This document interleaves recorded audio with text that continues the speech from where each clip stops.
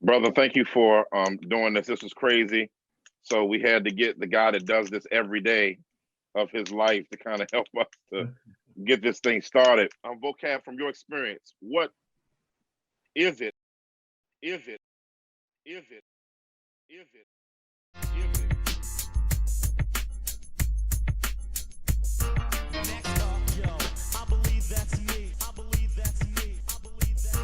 Next up, yo, I believe that's me. I believe that's me. I believe that's me. Next up, yo, I believe that's me. I believe that's me. I believe that's me. Next up, yo, I believe that's me. I believe that's me. I believe that's me. Shalom, Lach, Adav, Yashara'ah, and to others, Shalom, Lach, Edah, Israel. What is going on here? Another group call themselves urban apologists, completely disrespecting Pastor Kelly. Are you serious?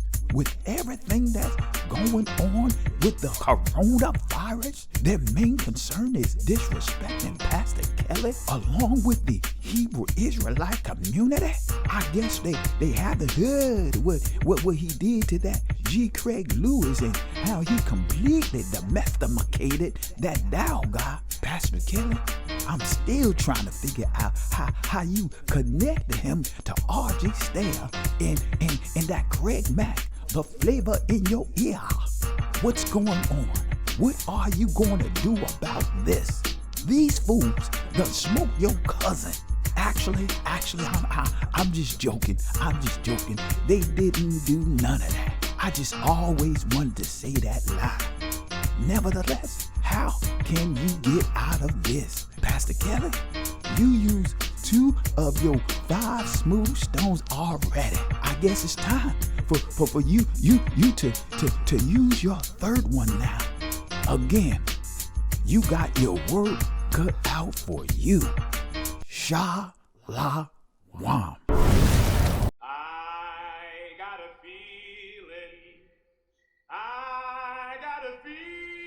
Brothers. I got a feeling somebody's trying to speak in my.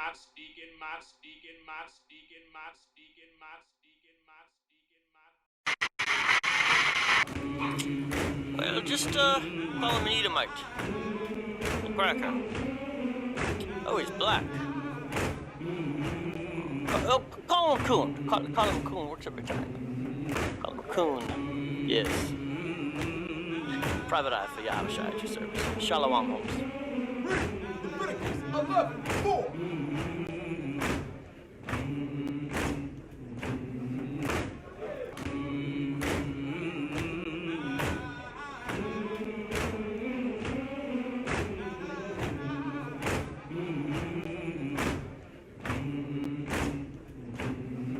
The cowl, because he cheweth the cud, but divideth not the hoof, he is unclean to you. Like I always say.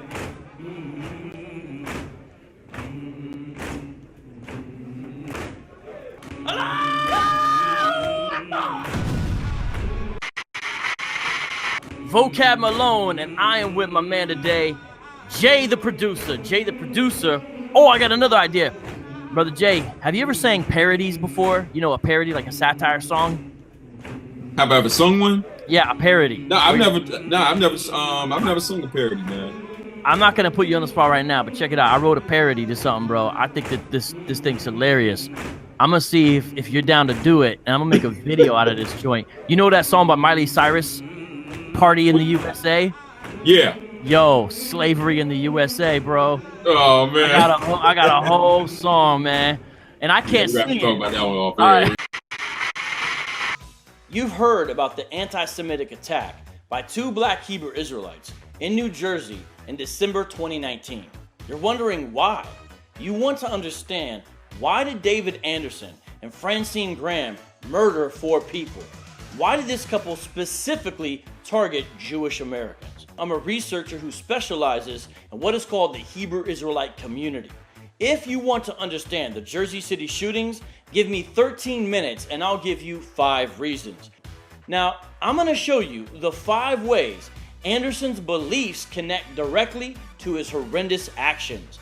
These are the 5 reasons for David Anderson's wicked murders. There has been considerable reporting that these 2 suspects are linked to the Black Hebrew Israelite movement. We have evidence that both suspects expressed interest in this group, but we have not definitively established any formal links to that organization or to any other group. Based on the available evidence, we believe that the 2 shooters were acting on their own. The specific group Anderson was a part of, the ICGJC, prophesied this climactic event was going to happen in 1999. There has been considerable reporting that these 2 suspects are linked to the Black Hebrew Israelite movement. We have evidence that both suspects expressed interest in this group, but we have not definitively established any formal links to that organization or to any other group. Based on the available evidence, we believe that the 2 shooters were acting on their own.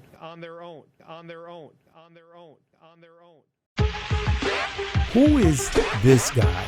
Who is this self-reported culture vulture? How did this Calvinist enter into this discussion?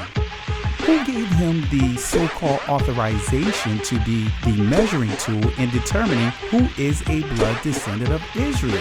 Let me hit you with some cold, hard facts. The urban apologetic community is a pseudo group. Let me give you the proper definition of pseudo, because others, including the urban apologetic community, believe that this word is synonymous with uneducated. That in itself is pseudo. Regardless of the levels of academic achievements in any area of study, you can still be pseudo.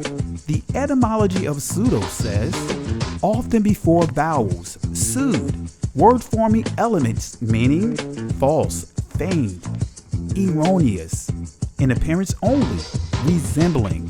From the Greek pseudo, combining forms of pseudes, which means false, lying, falsely, deceived, or pseudos, which means falsehood, untruth, a lie. Both from pseudin, which means to deceive, cheat by lies, which I am going to prove that there has been an all-out assault. There has been a lot of lies coming out of the mouths of this pseudo group. I am no longer going to refer to them as urban apologists, but actually pseudo apologia, which means false defense, or take it a step further, false defenders. When did this guy, Vocab Malone, repent for the lie he told in his excitement to connect the Jersey City shooter to the Hebrew Israelites, in which he was absolutely wrong in doing so? The specific group Anderson was a part of, the ICGJC, prophesied this climactic event was going to happen in 1999. There has been considerable reporting that these 2 suspects are linked to the Black Hebrew Israelite movement. We have evidence that both suspects expressed interest in this group, but we have not definitively established any formal links to that organization or to any other group.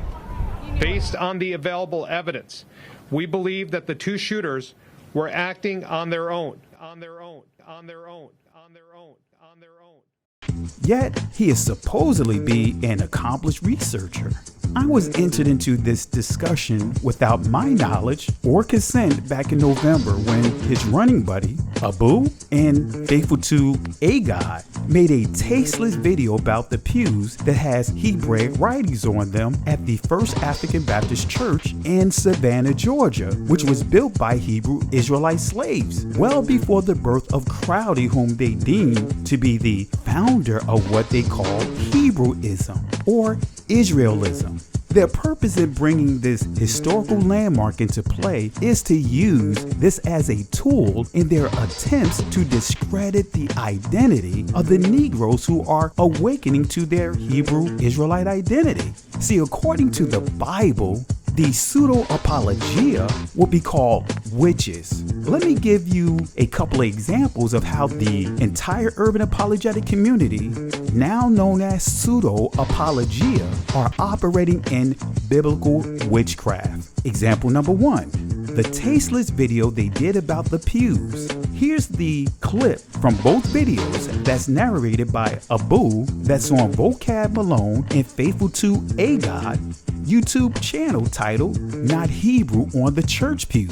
Translate, we dare you. Say Shalom. I'm here at the First African Baptist Church here down in Savannah, Georgia. This is the church that have ancient Hebraic writings. Oh, it's actually a common Hebrew Israelite apologetic to say the first black church in America. This is the way they phrase it. I'm not saying it's accurate because it's not the first, but it's the longest standing. Anyways, they say the first black church in America had Hebrew writing on the pews, and that's proof that our people were originally the Israelites. Have you ever heard this? The only way that they can say that is by essentially being ignorant of history. With this title alone, does this sound like words of the Hebrew Israelite Messiah? Does this sound like words from the 12 Hebrew Israelite disciples, or better yet, the Hebrew Israelite who made it clear that he is out of the tribe of Benjamin, the Apostle Paul? See, I have a few labels for these wannabe tough guys. I call them keyboard cocky, or better yet, spacebar gangsters. They are nothing more than that "you lucky they holding me back" guy. Their tactics is nothing more than what I call the spirit of battle mail. But in this case, they use videos instead of a Macromedia Flash action script game that was sent through email. And for the gamer geeks, that's a little bit before your time. Here's the actual video. I want to say Shalom. I'm here at the First African Baptist Church here down in Savannah, Georgia.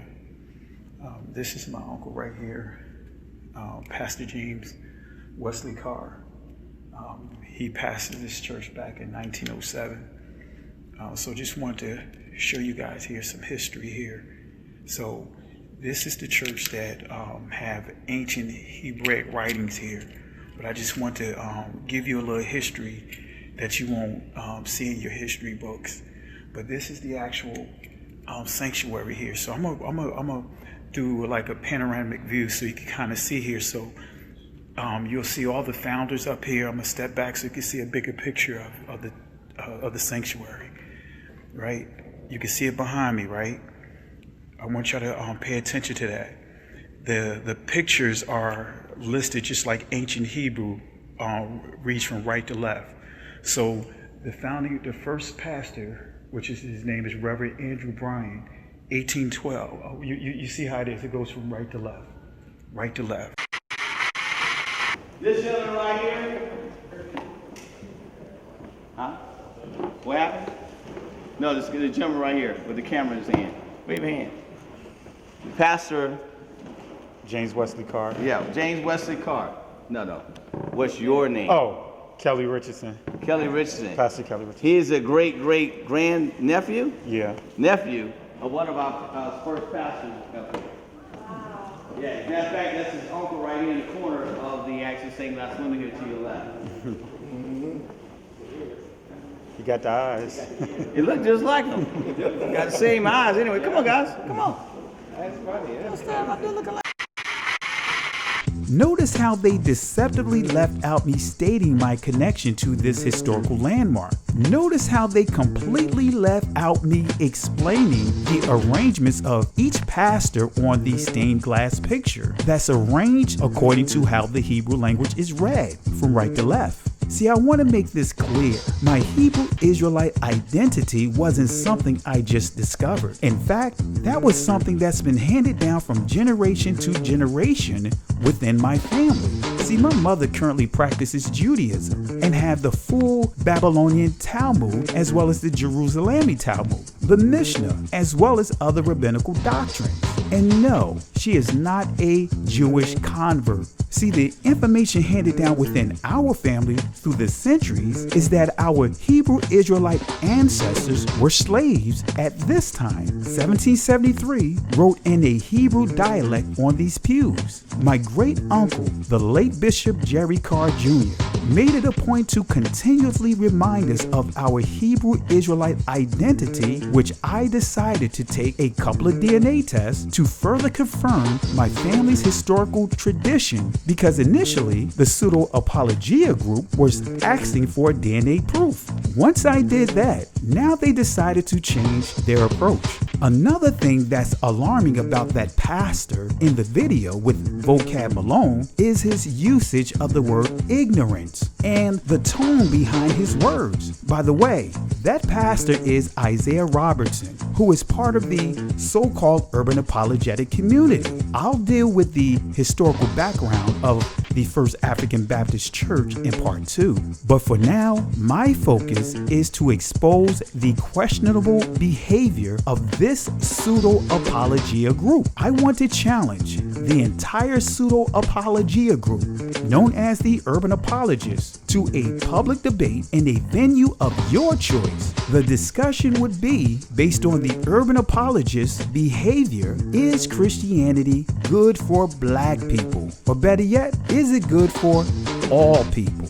In the image you see displayed on your screen is actually the desecrated burial of our Hebrew Israelite ancestors who built the first African Baptist church well before the birth of Crowley. These are our very ancestors that labored to build a place of remembrance, a bookmark for all their future generations, to have a place for them to make a pilgrimage during the summer so they can be reminded about their history. This is where you get the tradition of going down south for the summer. They built this historical bookmark after working 12 hours in the fields to ensure that their voices and the voices throughout our lineage is not forgotten. Now, I am going to use the voices of our ancestors to speak and to defend against the attacks of all, including our own people, such as Bishop Eric Mason, Damon Richardson, Nefertiti, and others who are operating in the spirit of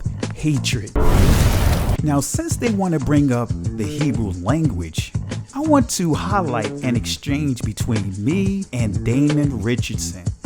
In this thread, I was responding to the term Shekinah or Shekinah, some would say Shekinah, used by a woman in his post. I want to be clear, I was not rude with my comments. I simply mentioned to her that the word Shekinah or Shekinah is not a biblical word. It was never part of the Hebrew language. I ended the response to her with the Hebrew word shalom. Damon Richardson responded by telling me that shalom is not a Hebrew word and proceeded to attempt to take me through what I call a Christian pat down and an attempt to discredit my knowledge of Hebrew. In the end, using sarcasm, I asked him to take the approach that I am a novice and he's the one that's astute in the language and properly correct me in what he believes to be an error. So excuse the grammatical errors in the text displayed. The exchange was done through my cell phone. Pretend that I don't know Hebrew, or better yet, pseudo, as you've stated. Can you show me the word and correct me? You said you've studied Hebrew, then show me where the term shalom in this text. I'm a novice and you're astute with the language. Can you show me the word shalom in this text? This is the actual writing. Send me your response offline. It's on the second row. Ba is the first letter, Sha is the second letter, La is the third letter, Y is the fourth letter, and Ma is the last letter. Can you show me shalom from the verse I posted? Notice how I gave him the answer, and yet he still could not answer my question. He could not locate shalom in the image I posted along with my response. This is his response. Let's get some straight answers. And I never said I studied Paleo Hebrew. That's not what seminaries teach. Biblical Hebrew is later Mishnaic form that Jesus spoke and wrote. What is Mishnaic Hebrew? Who came up with that term? My response is this. First, I want to apologize if I disrespected you in any way. I have to practice what I preach and teach. Brother, now we are getting somewhere. Here's the Syriac letters of the same text. How would you read this text without the vowel system that supposedly made reading Hebrew easier? Now, do you agree that words have meaning? I encourage you to check with your professor in your Hebrew class and show he or she what I posted, and if I'm wrong, I will sow $1,000 into your ministry. This is why I gave up on Hebrew University, because of what they were teaching in terms of the meaning of the letters. I read both modern Hebrew, Yiddish, and Paleo. Again, this is not to insult you, it's to have dialogue one-on-one. So again, shalom. See, I posted the Hebrew that he should be familiar with, since he said Mishnaic, and he was not able to show me the Hebrew word shalom. Needless to say, he never responded to this post or came back with an answer. For those who are not familiar with ancient Hebrew and what's called modern Hebrew, shalom means safe, well, happy, welfare. An example, health, prosperity, good health. Shalom comes from the primitive root word shalom. If you use the Strong's numbering system, the entry is 7999. This is basic Hebrew 101. And yet you have him and others within the urban apologetic community mocking the camps for calling ancient Hebrew Lashawan Quadash. I am confident that those guys would be able to locate the word regardless of how they pronounce the word. I am confident that Damon Richardson at this point in time could not read what's called modern or biblical Hebrew. Well, just call him an Edomite. A cracker. Oh, he's black. Call him a coon. Call him a coon. Works every time. Call him a coon. Yes. Private eye for Yahweh Shai at your service. Shalom, Holmes. The Theosophical Glossary by Helena Petrovna Blavatsky, written in 1892, page 208. It says, Masoretic points or vowels, as the system is now called Masorah from Masoreh or Masoreth, tradition, and Matzar, to hand down.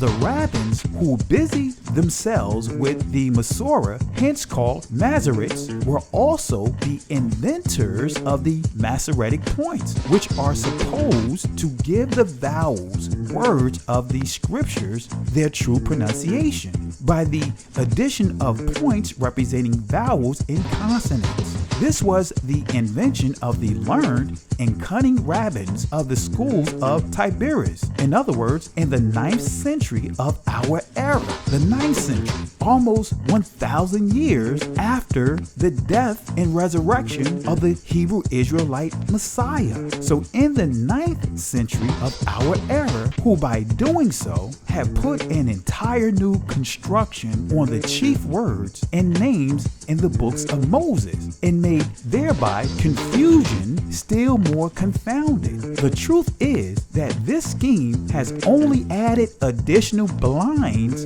to those already existing in the Pentateuch and other works. Let's go to another book, Proof of Interpolations of the Vowel Letters in the Text of the Hebrew Bible by Charles William Wall, 1857. Page 8 says, in the first place, then about 2 centuries after the termination of the Babylonian captivity, and while a considerable number of persons still continued to speak pure Hebrew as their vernacular dialect, Asia was invaded by a people who had introduced into the original alphabet represent the vast improvement of vowel letters, and the Jews were in consequence forced, in spite of their prejudices, to learn a species of writing that made them acquainted with the use of such letters. In the second place, their scriptures were very soon afterwards translated into the tongue connected with this writing by the order, as tradition tells us, of a pagan government, and at any rate in a country in which they and their religion were peculiarly hated and despised. This rendering of the Old Testament into Greek, a language at the time understood throughout the civilized portion of the world. Again, I want to reiterate, a language at the time understood throughout the civilized portion of the world. This quote has the same overtone in how the Negroes were viewed in the Willie Lynch letter. Here's a quote: "We have reversed the relationship in her natural uncivilized state. She would have a strong dependency on the uncivilized N-word, male, and she would have a limited protective tendency toward her independent male offspring and would raise male offsprings to be dependent like her." The term uncivilized was always associated with the Negroes or any group of people that the Europeans conquered. That's the foundation of the institution of race. It is a made-up system. It is a folk idea, a system that was created to always remind who is the conquered and who conquered them, who is inferior and who is superior. And in this system, the Negroes and the Indians or Native Americans are viewed as being the conquered and enslaved. Proofs of interpolation of the vowel letters in the text of the Hebrew Bible by Charles William Walls, 1857, page 8, says this: "But it will be going much too far in praise of the Masoretic system of vowels to assert that it has been completely preserved the ancient pronunciation of Hebrew, or kept it exactly the same as it was from the very outset. On the contrary, external evidence which is accessible to us on the subject serves to show that in the course of a vast number of successive ages, some changes have taken place in this respect, but still that they are not such as, in the least, to affect the sense of the scriptures." This book is clear that the Masoretic system did not preserve the original pronunciation of ancient Hebrew. The key point the writer made in what I just read is that the Masoretic points do not affect the overall meaning of scripture.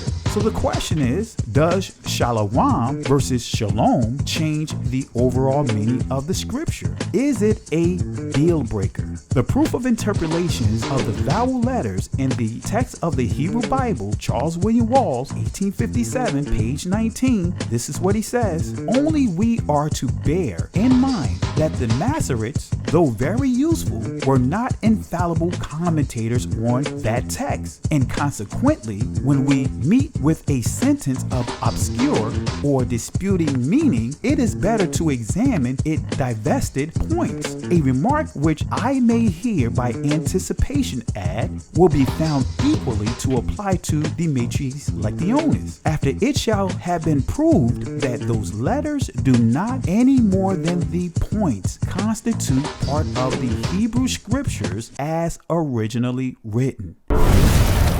Read Leviticus 11:4.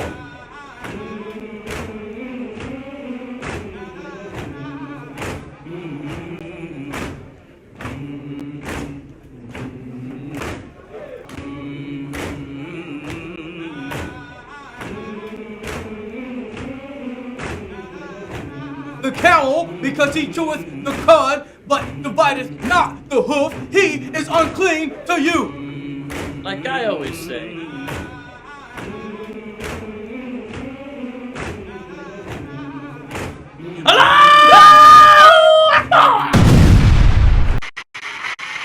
Is it a coincidence that John Mark Reiser, who calls himself Vocab Malone, chose to use Muslims to correct, educate, and blow up the so-called Hebrew Israelites in this racist black exploitation parody? Is it a coincidence that blacks in this parody is holding the Tanakh upside down and they are supposedly reading from it, symbolizing the stereotype illiterate? Have you noticed how the urban apologists have recently increased their rhetoric on the Hebrew Israelites over the past few weeks? Is it a coincidence that John Mark Reiser chose to call himself Vocab Malone, which is short for Vocabulary Malone? His nickname is based on the character of the fictional gangster Bugsy Malone. This character, Bugsy Malone, is based off the Jewish gangster Benjamin Bugsy Siegel. By the way, the name Reiser is a Jewish name that comes from rice, according to the Jewish family names of morphology. I want to introduce you to a man by the name of Haingraf. This is coming directly from his Facebook page called The Bible Answer Man. Thank you for visiting the Bible Answer Man Facebook page, hosted by Hank Haingraf, president of the Christian Research Institute known as CRI. CRI is a ministry that exists to provide Christians worldwide with carefully researched information and well-reasoned answers to equip them. I want to turn your attention to one of his Facebook postings titled The Origin and Insufficiency of the Black Hebrew Israelite Movement by Jimmy Butts, which is from the Christian Research Journal publication that's owned by Mr. Hank Haingraf. Listen carefully to the words of G. Craig Lewis and his staff. This is the source of their information, in which they are using as talking points in their defense against the Hebrew Israelites. This is the unified talking points of the entire apologetic community. But of course, it's not new. But this movement of the black Hebrews, whose beliefs are a spinoff of the Nation of Islam, Nations of Gods and Earths, the Rastafarians. Y'all have heard me talk about these groups, these people groups in the Truth Behind Hip Hop series. Basically, it's all these groups' beliefs, including some Old Testament beliefs, all kind of combined, just lacking the discipline and, of course, the morality of the Bible. So, well, Pastor G, can we do this? Can we give them a little history behind it? Okay. So let's do that. I want to read this because I want to make sure I don't miss anything. Now, toward the end of the 19th century, a man named Frank Cherry claimed to receive a vision through which God told him to present the message that African Americans are the true descendants of the biblical Hebrews. Now, this eventually resulted in the establishment of the Church of the Living God, the pillar ground of truth for all nations, which was in Chattanooga, Tennessee, and that was around 1886. Now, another significant figure arose during this time, which was William S. Crowdy. And it was during this era of lynching and the rise of Jim Crow that the prophet William Crowdy claimed to receive a revelation that African Americans were the descendants of the ancient Israelites. Now, after receiving this revelation, Crowley founded the Church of God and Saints of Christ Church, and that was about 1896, and that was in Kansas. Now, with that claim, the 10 lost tribes of Israel were the ancestors of black people.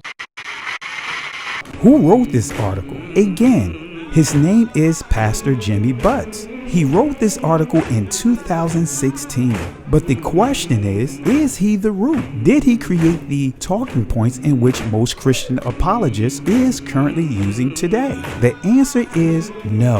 However, I believe he added to the talking points many are using. And so I want to turn your attention to another publication called Forward. This is an article titled, Who Are the Hebrew Israelites? Dated August 2016. Hebrew Israelites are people of color, mostly African Americans, who view the biblical Israelites as their historic ancestors. For Hebrew Israelites, the transatlantic slave trade was foretold in scripture, and they understand those Africans who were enslaved in the Americas as Israelites, severed from their heritage. Under the section within this article titled, Are they recognized by other Jews? Listen to the tone of this article. Are they recognized by other Jews? That depends on what recognized mean. Most Israelites are not looking for validation or recognition, and in fact may not identify as Jews. Still, some Jewish American groups have sought to bring Israelites into the fold, but often suggest conversion, which many Israelites object to do. Some of those early efforts at outreach also failed to distinguish the Israelites from Jews of color who belong to mainstream denominations. And some African American Jews have been among sharpest critics of the Hebrew Israelites, both historically. So in this article, the writer is recognizing that there are African American Jews, but the question is, are they considered converts or blood descendants? The writer made it a point to show how our people, our own people who converted to Judaism, harshly criticized their own people in defense of Judaism. And so again, some Jewish American groups have sought to bring Israelites into the fold, but often suggest conversion. Most Israelites are not looking for validation or recognition, and in fact may not identify as Jews. I believe the reason why so many Hebrew Israelites are not looking to be validated through the word Jew is because we are starting to understand the truth about the origin and the usage of this word. We are coming to an understanding that we don't need to convert to a heritage that's rightfully ours to begin with. We are starting to understand that anyone can be a Jew, but not everyone can be a blood descendant of Israel. This is coming from their own Jewish publication, the Jewish Almanac. Strictly speaking, it is incorrect to call an ancient Israelite a Jew, or to call a contemporary Jew an Israelite or a Hebrew. The first Hebrews may not have been Jews at all. So even in their own publication, they, the Jewish community, as we know them, makes it clear that the word Jew doesn't correlate with the words Hebrew and Israelite. Let's see how it's defined according to the law of return. For the purpose of this law, Jew means a person who is born of a Jewish mother or has become converted to Judaism and who is not a member of another religion. So maybe it's because many of us are now understanding the influence of the Jewish community has on all the media and how they, the Jewish community, have now defined this word. It's causing so much confusion to so many who are trying to fully understand the Holy Scriptures. Here's an example of the confusion. This is the etymology of the word Jew. It says, one of the Jewish race or religion. When did the Jewish community were ever recognized as having multiple races within it? We know that Israel was and is a nation that consists of 12 tribes. We know that the southern kingdom was called Judah, in which consists of 3 tribes, which are Judah, Benjamin, and Levi. However, according to the law of return, anyone from another race can become a Jew if they denounce their belief system and convert to Judaism. Now let's circle back to the publication Forward. Let's look at the history of this publication. The Forward is a legendary name in American journalism and a revered institution in American Jewish life. Launched as a Yiddish language daily newspaper on April 22nd, 1897, the Forward entered the den of New York's immigrant press as a defender of trade unionism and moderate democratic socialism. The Forward, again, is a Jewish publication. So did the talking points many are using against the Hebrew Israelites begin with this publication? No, absolutely not. Let's go to another publication called The Jewish Magazine. There is an article titled The Black Hebrew Israelites in Kansas by Jerry Klinger, dated April 2013. So this is 3 years older than the articles I referred to earlier. Listen to the overtones in this article. On September 13, 1892 was the date the first vision that Crowdy spoke of. God had come to him in the field and told him to lead his people, the black people, to the true religion He was to redeem Israel out of spiritual and mental bondage. The vision confused him. He asked God for more time resisting the vision.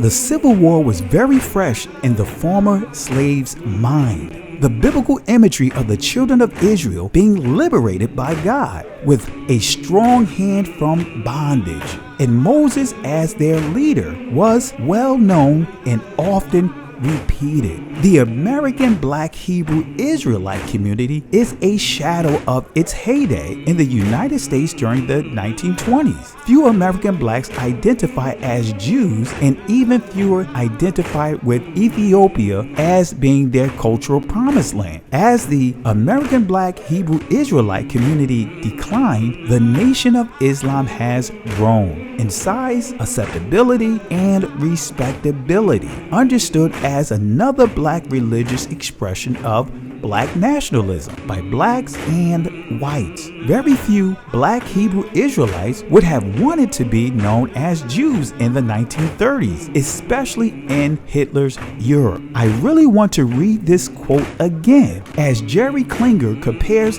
the black Hebrew Israelites to the Nation of Islam, Muslims. As the American Black Hebrew Israelites community declined, the Nation of Islam has grown in size, acceptability, and respectability, understood as another black religious expression of black nationalism by blacks and whites. So what Jerry Klinger is saying is that the American blacks are the descendants of Ham by way of his son Ethiopia, in which his name is actually Cush. So should we be surprised at the negative overtones of this article and the others that I've read? Should we be surprised that someone from the Jewish community is using the media to further push a negative narrative about the Negroes in the United States? Who started the teachings that having dark skin is a curse? Who created the teachings that all blacks are descendants from Ham and not fully human? Who created the institution of race? Who is connected to almost every reference Jimmy Butts used for the article he wrote? Each book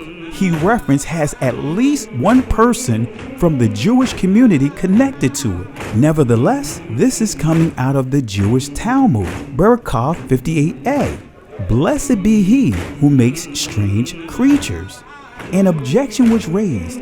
If one sees a Negro, a very red or white person, in other words, albino, a hunchback, or a dwarf, or a dropsical person, he says, blessed be he who makes strange creatures. Our rabbis taught on seeing an elephant, an ape, or a long-tailed ape. One says, blessed is he who makes strange creatures. The Sanhedrin 108b says, our rabbis taught 3 copulated in the ark, and they were all punished: the dog, the raven, and Ham. The dog was doomed to be tied. The raven expectorates his seed into his mate's mouth, and Ham was smitten in his skin. And in the footnote, it says, an example, from him descended Cush, the Negro, who is black skinned. This is also coming from the Jewish Almanac, page 123. Over the years, a number of religious sects have arisen that either identify American blacks with falashas or claim other connections with the lost tribes. One of the better known was the Church of God and Saints of Christ, founded in the century by William Crowdy, a railroad cook who received prophetic revelations. And this again was written in 1980. In America, people say that Wida means Judah from the Bible. Is there any truth to that? I think now that is nonsense. That is nonsense. They are really wrong. Okay. Nobody knows about Judah here. Nobody knows about Judah here. Nobody knows about Judah here. Hey guys, it's Neffy. Thank you for joining me today. As you guys know, I am an urban apologist. I answer questions having to do with being black and being Christian. So basically what they're saying is, because this map says Kingdom of Judah, that means tribe of Judah. That means Hebrew Israelites, that means me, you, and all our mama them, we Hebrews. But what do the people of Benin have to say? You know, the people who actually live there. I think now that is nonsense. Because we have nothing like Judah in our things. But when we hear Weda, you know, Weda, even the real name is Weda.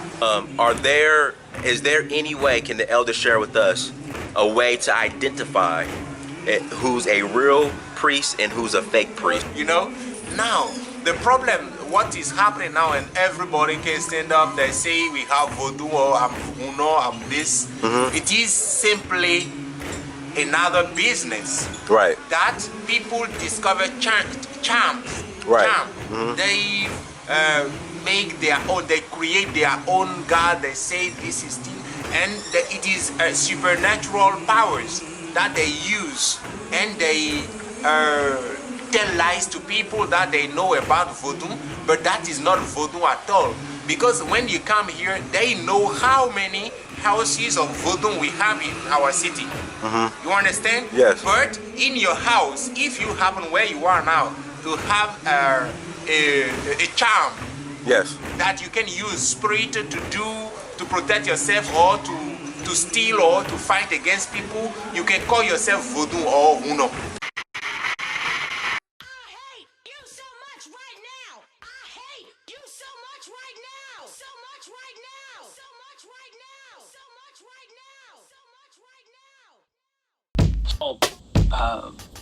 Exist as separate persons. Do I repeat that question again? Do you believe that they exist as separate persons? Yes, I believe they exist as separate persons, but they function together as one. What does that mean to you when you say function together as one? Meaning that whatever the Father wants done, the Son doesn't disagree with. Okay. Whatever the Holy Spirit doesn't disagree. Okay. So what was the disagreement that you had with Nevi anyway? What was that disagreement? Because her original post, she said something about my cousin that wasn't true. That he does not, because he didn't answer the question the way she wanted him to. And he answered the question eventually. He didn't answer it straight out, but eventually answered the question. And then she screenshotted and put up a post saying, Hebrew Israelites, she didn't say some, she said Hebrew Israelites don't believe in Jesus and they don't believe in the Holy Spirit. Okay. So this is the post I put up. It says, Richardson Kelly blocked me because I called him out for trying to hijack my every post in an attempt to convert more people to the Hebrew Israelite belief. He refused to answer whether Jesus is co-eternal and part of the triune Godhead, which it is my understanding Hebrew Israelites don't believe. He sent me a friend request last week or so. I don't know him. Y'all can screenshot this and send it to him if you want. I don't care. What you need to know, I will call you out if you teach false doctrine on my page. I will call you out if you try to hijack my posts and force a conversation about Hebrew Israelite doctrine when it's not the topic of discussion. I've made it clear on several occasions that I can't vibe with a doctrine that teaches that Jesus isn't God. Y'all got the wrong one to try and bully, honey. I love you though. So this is the post where he's saying that apparently I said that Hebrew Israelites don't believe in Jesus or God or the Holy Spirit. Did I say that? No, I did not. What I said was I had been asking him regarding whether Jesus is co-eternal and part of the triune Godhead. I'm waiting for these comments to load down here, but we will soon see that I did not receive an answer to that question. So as I was saying, if you ask them, do they believe Jesus is God, they're going to answer in the affirmative. They're going to be like, yeah. But the truth of the matter is that their definition of God is different from what the question presumes. So we take for granted that everybody understands the same thing when it comes to the Godship of Christ. Now, a lot of us may be more familiar with the Jehovah's Witness perspective of the Godhead of Christ. You know, they'll say that in the beginning, John 1:1, in the beginning was the Word, and the Word was with God, and the Word was a God. That is closer to this Hebrew Christian perspective. They keep calling themselves Christian. perspective of who Christ is and what his deity is. Before I fully expose the lies of Nefertiti, let's start off by doing some house cleaning. I want to give proper clarity in defining the word slander. Let's start with understanding Daba Ra'ah, which transliterates to evil report. The question is, what is an evil report according to the Dabar HaQuadash, which is the holy word? The Hebrew definition of Ra'ah says this. Now I'm going to just focus on what's highlighted in red. To spoil, to make or be good for nothing. Displease, do harm, hurt, do mischief, punish, vex. Now let's go to the Hebrew definition of the word daba, which in modern Hebrew is pronounced dibah, which transliterates to the word report. Let's see what it says. Slander, defaming, evil report. And it goes on to say in the sub-entry, whispering, defamation, evil report. The Oxford Dictionary definition of slander says, the action or crime of making a false spoken statement,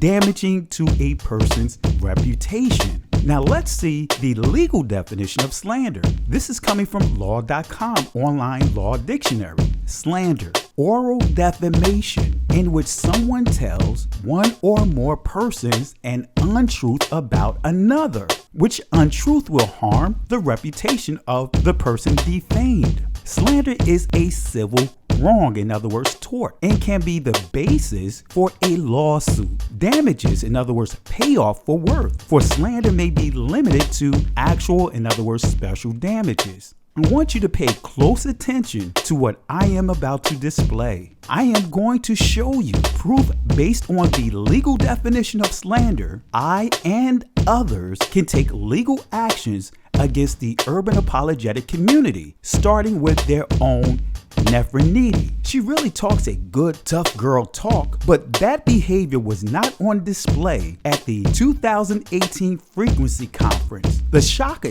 is that she is a practicing attorney in the state of Florida. Yet, seeing how she behaved towards me and others really brings into question her lack of integrity. I want you to really pay attention to the lie and complete disrespect she displayed. Now pay attention to the discussion she purposely did not show in the video, and in the end, the person she tagged to debate my cousin actually gave a heretical view on the Hebrew Israelite Messiah.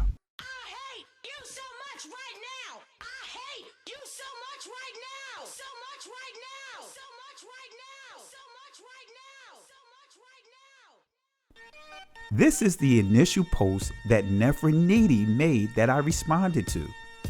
Now notice, I was in total agreement with what she had posted.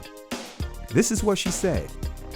Have you noticed that Google and Wikipedia have begun calling African Americans just American? How do you feel about this? At first I thought it was cool, but I'm starting to feel like it strips us of our very unique identity. What say ye? And this is my response. I had a discussion about this in our assembly. It's very significant in changing the wording. We as a people have never been accepted in this country. We're the only group that was kidnapped and forced into this country. I believe it further adds to the issue. There's a reason why we went from being called Negroes to now African Americans. Names have meaning and is a breadcrumb to understanding who we are. And I just simply posted a link to the message that I gave at the Black Lives Matter March that I was asked to do in front of 4,000 people. And what I gave there was exactly what I was asked to speak on. This is her response. Here we go. My reply, it's not that type of party. And unfortunately, I did not warrant this type of response, as if I'm some extreme person on the street corner, in which I am not. Respectfully, we're no our people going to come together and have real dialogue without everything being a debate or an us against them? So you know, I am an educated man who also served this country and is a true pastor who teaches the fullness of the scriptures. I posted the video so you can see the root of the issue within our community. Within the first 60 seconds, I was actually supporting your post. Now, some of you probably questioning or have questions or wondering why did I make it clear that I am an educated man and felt the need to give her some of my background. That's because the urban apologetic community, especially at that time and this time now, as we see in Vocab Malone's videos, as well as the urban apologetic community, have this impression or push this narrative that the Hebrew Israelite community are a bunch of uneducated people. But nevertheless, this is how she responds. My issue is it seems I can't have a conversation without a Hebrew trying to hijack it and make it about a theology and doctrine I've made it clear on numerous occasions I don't subscribe to. The conversation is about whether removing African from the term African American is appropriate or not. And then she goes on to insult me. This was not a signal or invitation to come teach what I've made clear is, in my opinion, false doctrine. So again, this is what she said. This was not a signal or invitation to come teach what I've made clear, in my opinion, false doctrine. Your comment here and many others from other members of your faith. See, this was the first time I responded to her. This is the first time I've made a comment on any of her posts. Your comment here and many others from other members of your faith are akin to standing on a street corner, and that you are essentially yelling your doctrines in the faces of people who neither asked nor brought it up. But let's look at the scoreboard. The insult scoreboard, you see 2-0. But it continued with the post she made bashing Christ. And this is the post that she made. Some people are literally building their audience by bashing Jesus. Pathetic. You depend on him even now. And I made a response to it. What's just as bad is many are trying to build platforms, bashing and demonizing those who truly follow him, those who are properly honoring the laws, statutes, and commandments and feast days, those who know their identity and properly teach it, yet is called a false prophet. Yet the same ones pointing the finger do not want to have dialogue or deceptively want to charge $1,000 to do so, but selectively choose whom they have it with. Good thing Christ warned his disciples about this. Her response, and I'ma call you out every time. Good thing Christ warned us about those preaching another Christ. So the insult scoreboard, as you see, increased. I've had enough of y'all trying to recruit me into heresy. That's her response. Guess what? The insult board is now at 4. And you still fail to man up to the fact that you keep trying to hijack my posts. Now let me deal with the damaging phrase man up real quick. Because she's a lawyer, she's an educator, so she understands what she's stating. Man up, whatever that means, telling a guy to man up or be a man about it or not act like such a girl can be an amazingly powerful insult when used in just the right way, especially by a powerful or popular male. The guy on the receiving end of that jibe might find himself doing things he wouldn't otherwise do. The insult's power is derived from what seems like a fairly simple source. Most guys believe it's important to be masculine or man enough. Masculinity is generally understood to be an achieved status that needs to be proved, historically and across many nations. Manhood can be proven by completing the culture's coming of age ritual, or earned through the 3 P's: providing, protecting, or procreating. In these cultures, manhood delineates a shift in status from juvenile to adult. So let's add another point to her and the insult scoreboard. This is going to slam dunk and tell you that she is slandering me. This is the response I want you to pay attention to. Are you serious? Are you comparing me to the Jehovah's Witnesses? I never refuse to answer because now you're all over the place with your questioning. Let me give you clarity. Christ is not a created being. He is not the archangel of Michael. He does not have a beginning, nor does he have an ending. So no, I don't fall in line with your Christian apologetic handbook. Now, since you want to go there, break down the word God. What does it mean? Better yet, what is the law? Did Christ do away with it? Do you honor the Shabbat? And her response is, stop deflecting. I said nothing about Michael. So Jesus is eternal, having always existed. She's asking the same question. That's what I want you to address. And then she asks the same questions again. All right? So the same question count goes from 4 to 6. Here it is.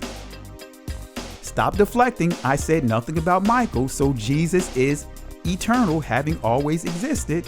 The same question count goes to from 6 to 10. And here they are. The same question count goes from 10 to 12. Did I answer Nephroniti's question? Absolutely. Let's go back to my response, at least one of the responses, even though she didn't accept my answers prior to this particular response. Christ is not a created being. He is not the Archangel Michael. He does not have a beginning, nor does he have an ending. Now, I want to make this clear. Eternal simply means conditions having no beginning or end. So let's go back to my response to her. Christ is not a created being. He is not the Archangel Michael.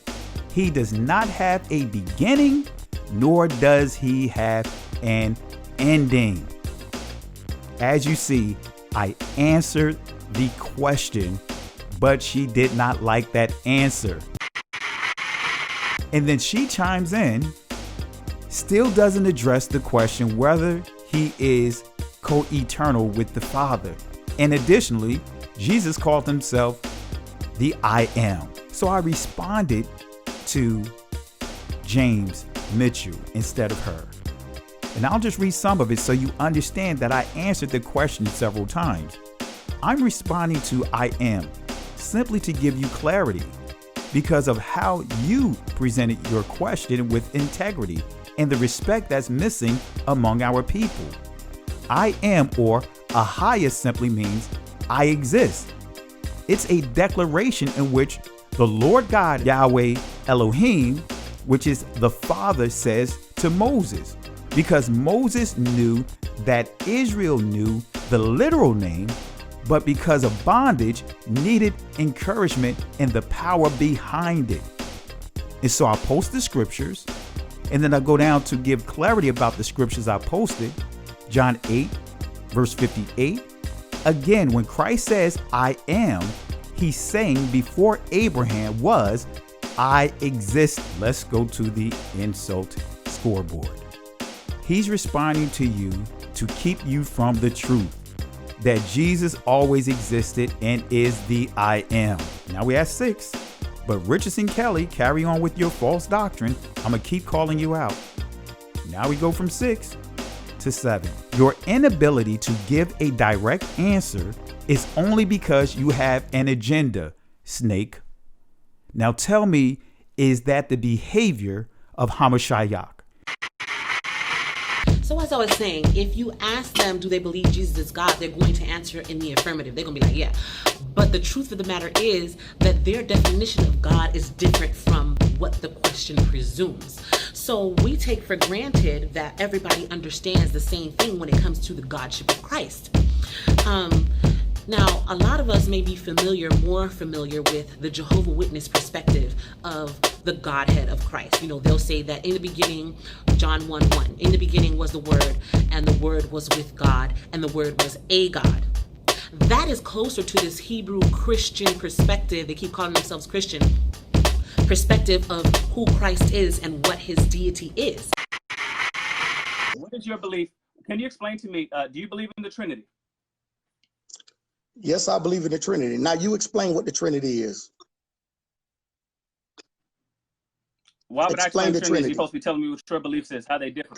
No, you explain it. I told you, yes, I believe in it. Now you explain it.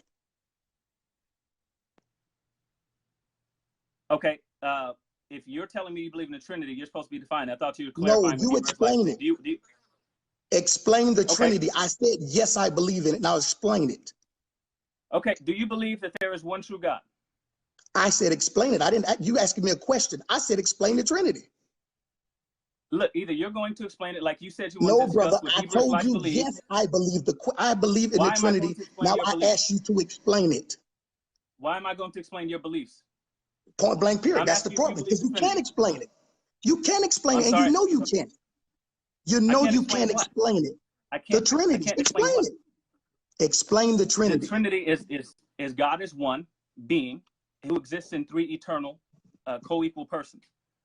So that is the Trinity. Okay. That's the explanation of the Trinity. Okay. So that's the definition of Trinity. I asked you to explain it, not give me a definition. I'm sorry. I'm sorry. I don't even understand the question. I just told you what the Trinity I is. asked you to explain how the Trinity exists. How does it function? Do I need to be clear? I'm asking you, how does it function? What makes them one? And what makes them God? Now explain that. They're one in essence of being God. They're one ontological being is God. They exist in three eternal persons. How do they function? Okay, now listen. Listen. You are being ridiculous. How do they function? If you want to, do you want to tell people your beliefs or not? See, your westernized view of the Trinity causes you not to be able to explain it. The Eastern understanding of the Trinity is nowhere near the Western version. So now explain to me, from your perspective, how does Christ not know he's coming back? Explain that. Okay, well, when Christ was in his human state, that he became lower than the angels, and so he surrendered certain parts of himself when he became a man. So that knowledge was not with him as he existed as a man on the earth. And so he surrendered certain parts of, just like when he became a man, when he became a baby, he condescended. And so therefore, he surrendered certain attributes that he had as himself God, which he was before that equal with the Father, which the scripture teaches. So is that clear enough for you? Was he a fully man and fully God? 100% man, 100% God. So how does he know when he's coming back? He can't have all knowledge in flesh. Excuse me. Well, he can't be in the flesh and have all knowledge. He surrendered that as he functioned himself as a man, just like when he became no. upon his mother. Hold on, brother. Hold on. You just said he was fully God and fully man. So explain to me, I did say he was fully God. How can he know something and still be in flesh? But he's not fully God then. Excuse me? He's not fully God if he surrendered things of himself. According to you, you said that he surrendered himself when he came into flesh, some parts of himself, which means he gave up some of his godship. So therefore, if he did that, that means he's not fully God. That's what you said, not me. Listen. Yeah, it was 12:15 exactly. If I'm not mistaken, it was. Now you see something. Now you see now. You know that, don't you? I see what I'm saying. I thought. No, so, you know what I'm saying? That you don't. No, you know that, don't you? Listen. I didn't say that scripture says. Gotcha. Gotcha. You didn't get me with anything. I don't. Where you know you're messed up, don't you?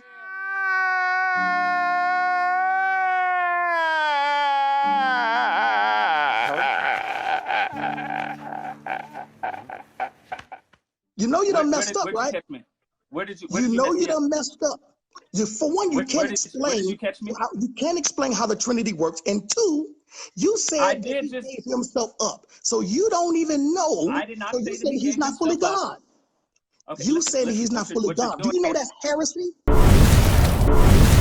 But I'm on the block and I'm talking to people and I'm talking to pastor kids, and y'all can say what y'all want. There are people out here that want to back away. Like I backed away from the term urban apologetics when I saw how they were doing moderate, or who I would call Israel, that believed on the law, because Christianity, I'm part of the Bible thumpers. We have left a bad taste. I'm talking about that term Christianity.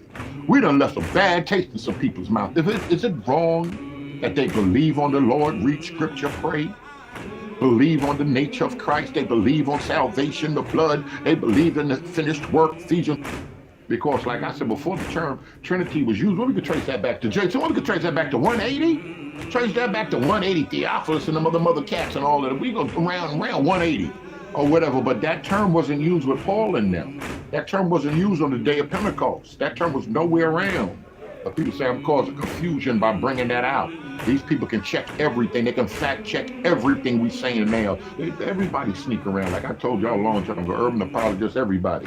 They do like a baby mama. They do like they come around in a different screen name. Like a stalker, they coming around in a different name. But we have some people out here that they're getting finances from different people so they can say certain things, and they get the green light. The people like, all right, we understand that there's something happened in the African American community. It's okay if you say Jesus ain't right. So they'll say that, but they're not going to go any further. They say this is a big rich town.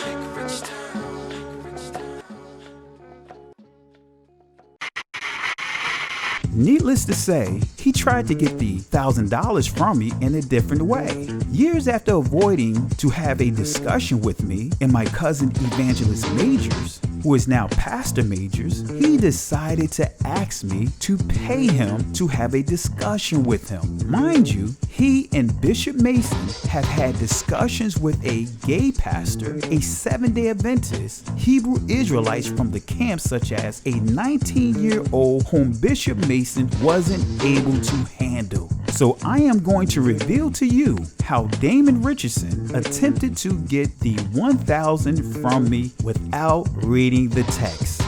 Brother Barine was working hard in the back to finally get Damon Richardson to have a discussion with me. Here's a copy of the text messages, the exchange between me and Damon Richardson. Shalom. And notice, I'm purposely saying shalom because Damon Richardson said shalom wasn't even a Hebrew word, let alone shalom.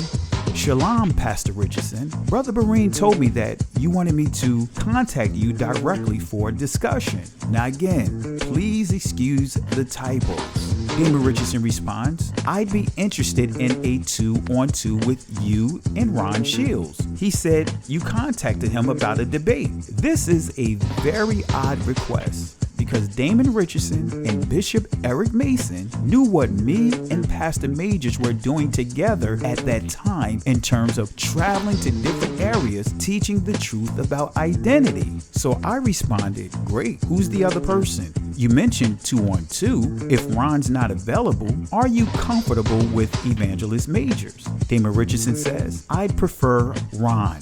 What are you interested in debating? My response, I don't like to use the term debate because I believe that we are above that. I don't want to give the perception of us against them. You've said some interesting things last night about the Shabbat, the covenant, and the law is a great area. Damon Richardson responds, there's a cost associated with the debate. My response to him, I want to be clear.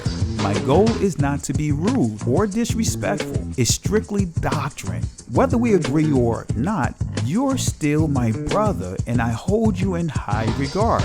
Now notice how I always make it a point to take the high road.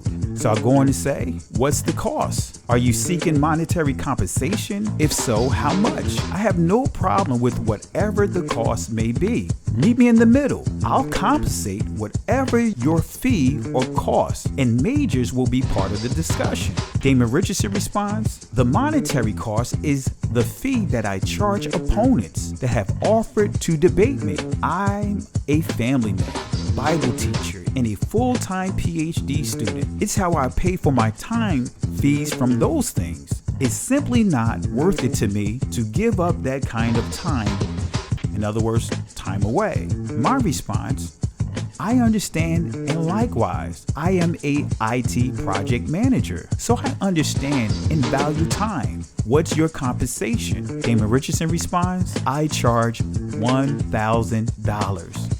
Now I want you to pay close attention to Brother Berean's response when I brought this to his attention. I actually forwarded him the actual text messages. Shalom, brother. I hope all is well. I want to give you an update with the possible discussion with Pastor Richardson. He wants to have a 2-on-2 debate. He wants me to do it with Divine Prospect, and he wants to charge $1,000 to do it. Here's the screen prints. Brother Berean responds, what? Then he goes on to say, he did mention the Divine Prospect thing as far as a 2-on-2, but the $1,000, that's a new one on me. My response, it caught me by surprise as well. He really doesn't want me and majors together. Brother Berean responds, he is a full-time student a few months away from his PhD, but an honorarium never came up. He goes on to say, that's who I thought it was. The two of y'all, if anybody, he brought up Divine Prospect out of the clear blue. I thought he, in other words, Damon Richardson, was doing it for the culture, for the people, just for the sake of getting a clearer understanding between the two groups, Christians and Israelites, because there are a lot of people digging and searching and asking for questions. Brother Berean goes on and asks, did you tell majors? My response, I spoke to majors about it, and he was taken back by the honorarium. Brother Berean responds, shaking my head. And he goes on to say, I'm not sure if it was a honorarium with the other debates. Maybe this is new or just because it's y'all. It's y'all. It's y'all. It's y'all. It's y'all.